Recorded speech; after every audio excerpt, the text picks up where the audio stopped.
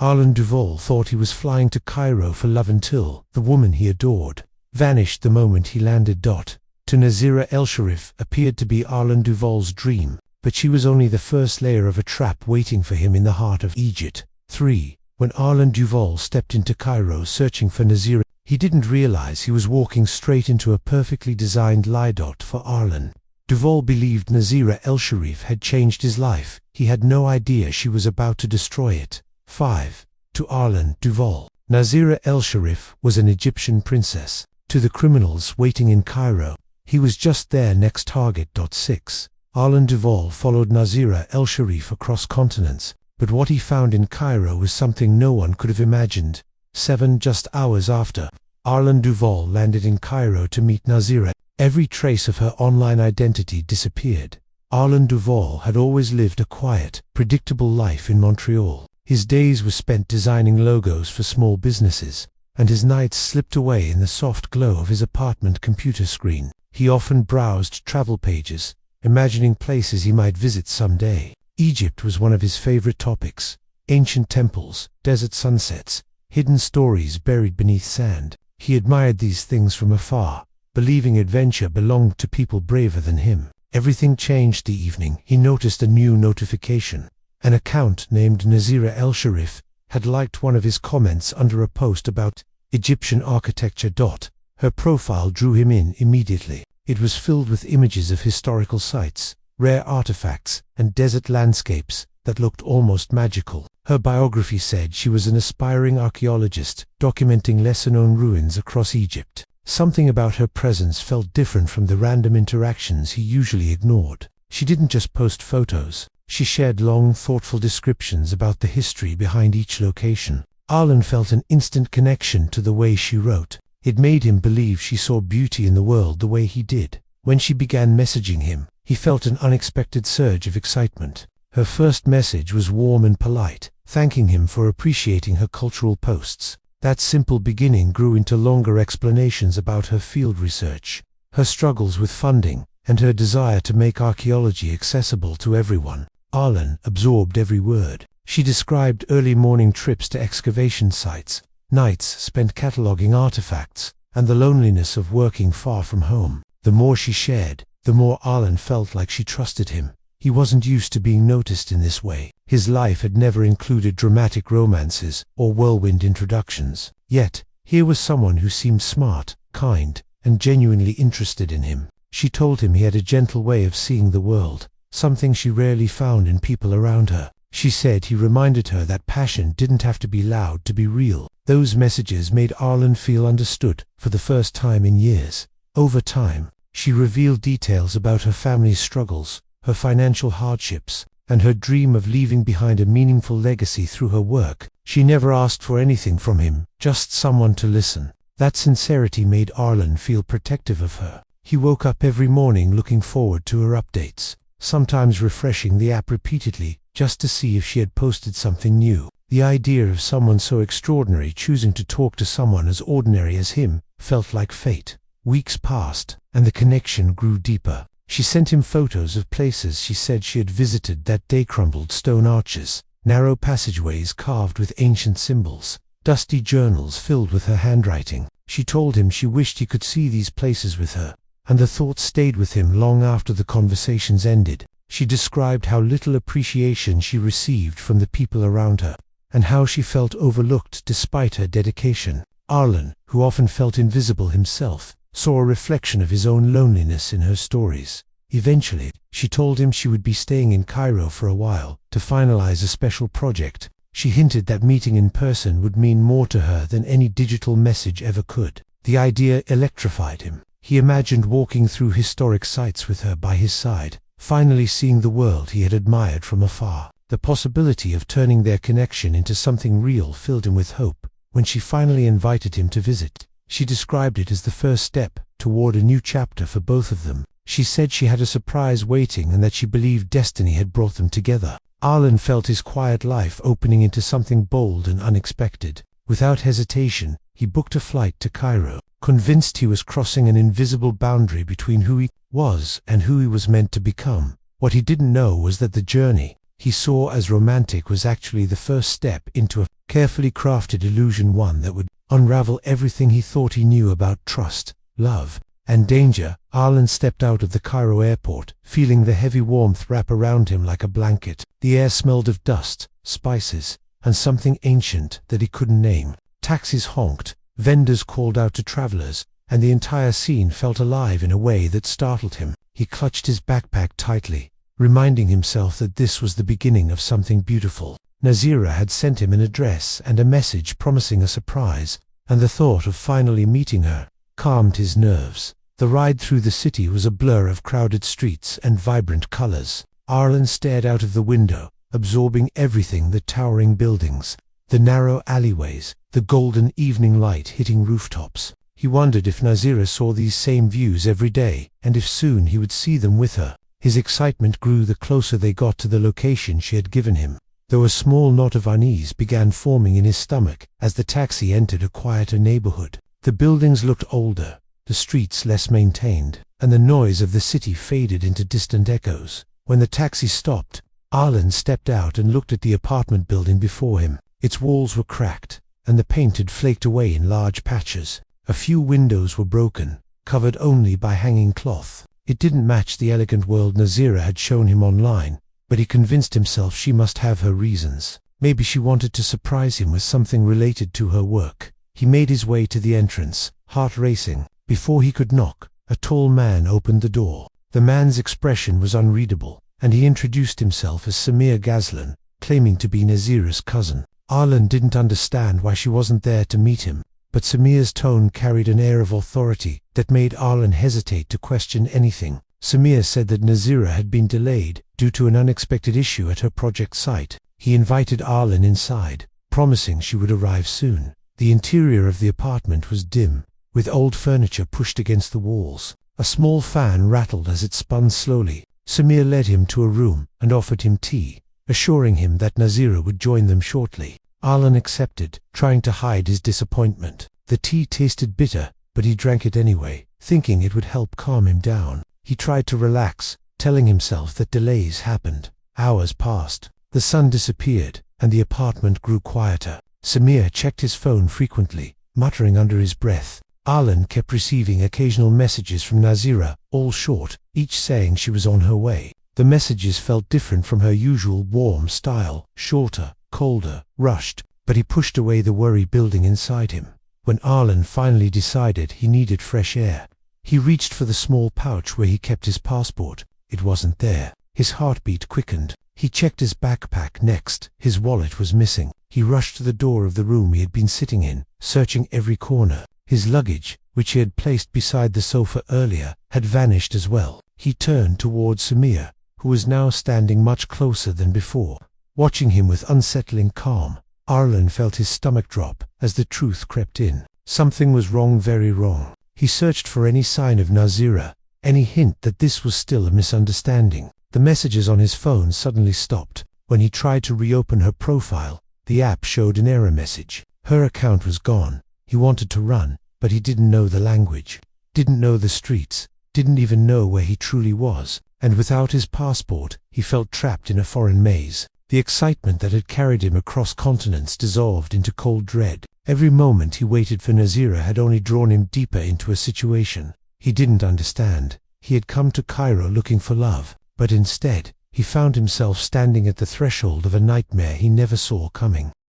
Arlen stood frozen in the center of the dim apartment, trying to force himself to breathe. Every surface around him suddenly felt unfamiliar and threatening. The fan's rattling grew louder, echoing in the silence that followed the disappearance of Nazeera's messages. His chest tightened as he opened the app again and again, hoping her profile would reappear, but the same error glared back at him each time. It was as if she had never existed. He began pacing the room, replaying every detail of their conversations, every message, every photo she had ever sent. None of them seemed suspicious then, but now each memory carried a new weight. He checked the timestamps of her most recent messages. They were strangely spaced apart, lacking the natural flow he had grown used to. The warmth of her writing was gone. The sudden change made him realize something chilling: those messages might not have been from her at all. Samir entered the room again, his eyes sharp and watchful. He calmly told Arlen that Nazeera had been taken by dangerous men who were demanding a large sum of money. The way he described the situation was so rehearsed that it felt less like news and more like a script. Arlen's mind raced as he tried to make sense of it. He had never heard Nazeera mention anyone threatening her. He had never seen signs of danger in her photos or words. Yet Samir spoke as though the story had been waiting for Arlen's arrival. The idea that Nazeera had been kidnapped filled Arlen with panic and disbelief. He tried imagining her in danger, needing his help, but something didn't add up. Samir insisted that the kidnappers knew Arlen was in Cairo and would hold him responsible if he didn't cooperate. The demand was clear: thousands of dollars, transferred quickly, or there would be consequences.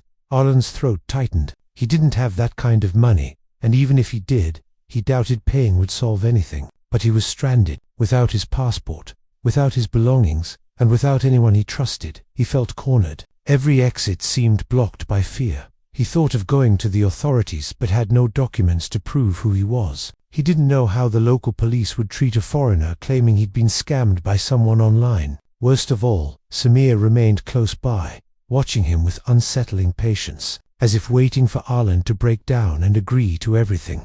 Nausea crept up his throat as the reality sank in. Nazeera might never have been real. He replayed the photos she had sent. Her face had always looked flawless, almost too polished, with lighting so perfect it could have been manufactured. Her descriptions of her life had been compelling, but now they felt strangely convenient, just emotional enough to hook him, but vague enough to avoid details that could be checked. The more he analyzed, the more he saw the cracks he had missed. When Samir stepped away to make a phone call, Arlen took the opportunity to search the apartment. He opened drawers, dug through cabinets, hoping to find his passport or luggage. Instead, he found empty spaces and dust. Nothing personal. No signs that anyone lived there permanently. It was a temporary setup, just enough to appear authentic for whoever walked through the door. That realization sparked a surge of fear that finally pushed Arlen into action. He waited for Samir to turn his back, then moved quietly toward the exit. His hands trembled as he slipped out into the hallway, half expecting someone to grab him.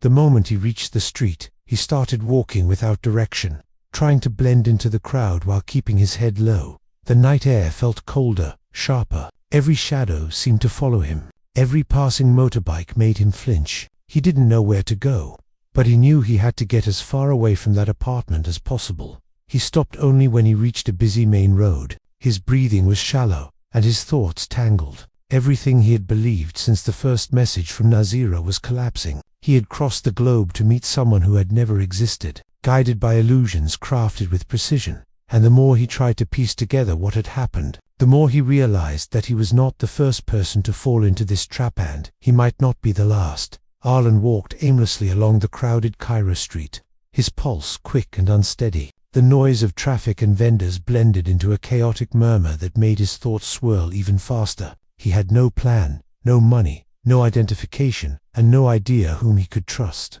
All he knew was that going back to the apartment would mean falling deeper into whatever trap he had nearly escaped. He scanned every face around him, terrified that Samir or someone connected to him might appear at any moment. Eventually, he spotted a small police post tucked between two shops. It wasn't much, just a simple building with faded paint and a crooked sign, but it represented the only chance he had left. His legs felt heavy as he walked toward the entrance, unsure whether the decision would save him or put him in more danger. Foreigners without documents didn't always receive warm treatment, and the thought of explaining his situation made his stomach twist. Still, he stepped inside, driven by desperation more than courage. The officers listened quietly as Arlen explained everything: his arrival, his missing passport, the strange apartment, Samir's threats, the disappearance of Nazeera. He expected skepticism, maybe frustration, but instead the officers exchanged serious looks. One of them asked him to repeat the names. When he did, their expressions tightened.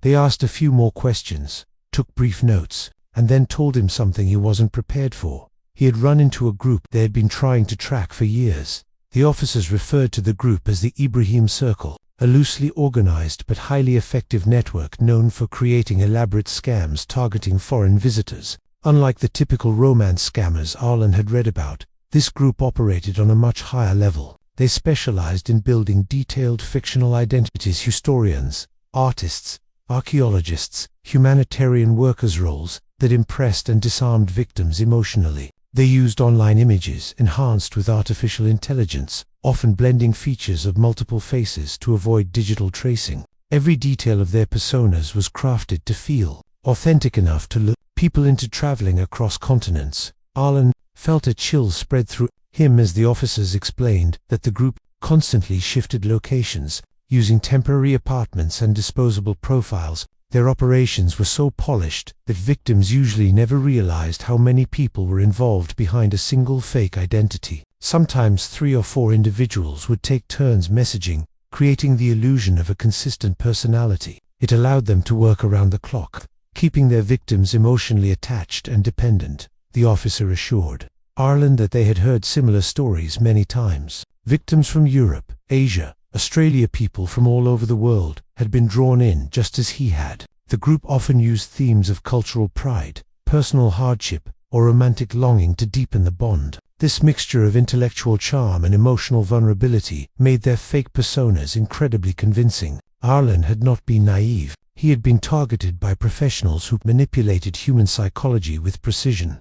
The officers placed Arlen under protective custody while they initiated a quiet investigation. He spent the night in a small room at the station, unable to sleep, replaying all the red flags he had ignored. The following morning, investigators searched the apartment he had visited. Arlen hoped they would find anything that could lead to answers. Instead, they found nothing but empty rooms. Furniture had been removed. The kitchen drawers were open and barren. Even the thin curtains had been taken down. Everything that had made the apartment look lived in had been staged and then stripped away in a matter of hours. The only object left behind was a small golden scarab pin lying on the floor near the entrance. The officers recognized it immediately. It was a symbol the group occasionally left behind, not as a mistake but as a signature, a quiet message signaling that they had already moved their operations somewhere else. Arlen stared at the scarab pin, realizing that he was chasing shadows. He had come to Cairo searching for a woman who never existed, and now he was standing in front of a symbol left by people who moved faster than law enforcement could track. The truth became undeniably: everything he had believed in had been carefully constructed by a group that knew exactly how to exploit trust, and just as quickly as they had appeared in his life, they had vanished, leaving him with nothing but fear, confusion, and a single golden emblem that represented the depth of their deception.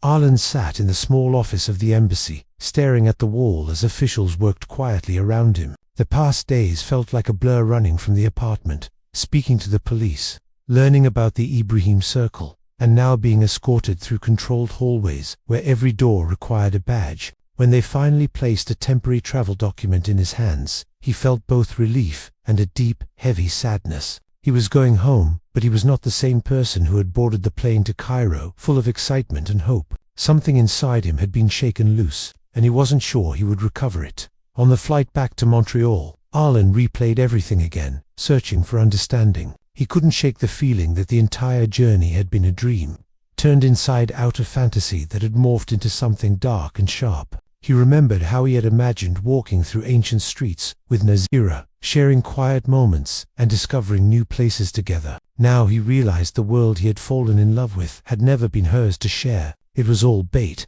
Every message, every photo, every soft confession had been designed to guide him toward the same destination: vulnerability. Once back home, investigators contacted him to gather more details. They wanted every screenshot, every email, every conversation he could provide. He handed everything over, hoping it might help someone else avoid what he had gone through. As they analyzed the messages, patterns began to emerge. Patterns Arlen would never have noticed without their trained eyes. They found that the tone of Nazeera's messages shifted depending on the time of day. Certain hours showed longer sentences filled with enthusiasm, while others showed shorter, more mechanical writing. This indicated different people taking turns managing the same identity. They also noticed inconsistent metadata in the photos she had shared, suggesting they had been edited or generated across multiple devices. Some images contained subtle distortions around the edges, small clues that an untrained eye would easily miss, but that hinted at AI involvement.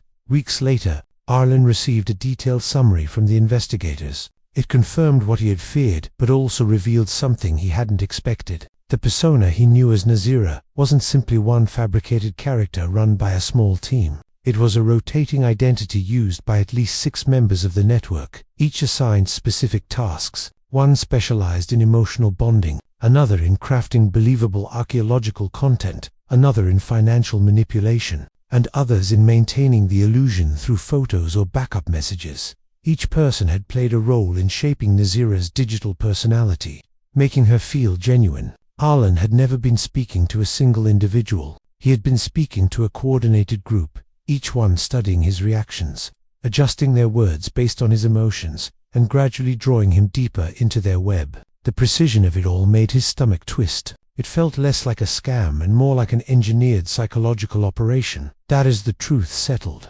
Arlen realized that the most painful part wasn't the money he had lost or the fear he had endured, was the betrayal of trust. The part of himself that had opened up to someone he believed understood him now felt exposed and foolish. Yet even through that pain, he found a small sense of purpose. By helping authorities, he hoped his story might prevent others from falling into similar traps. Months passed. Arlen tried to rebuild his routine, returning to work and reconnecting with friends. But he couldn't shake the feeling of being watched whenever he opened his phone. He would sometimes receive random friend requests from unfamiliar accounts with polished photos, and each time he rejected them immediately. What once felt like a harmless interaction now felt threatening. Occasionally, he would search the internet to see if any members of the Ibrihim Circle had been caught. Each time, the answer was the same: none identified, none arrested. Their profiles still appeared and disappeared across platforms, shifting languages, personas, and tactics. Investigators believed the group had moved operations to another country entirely,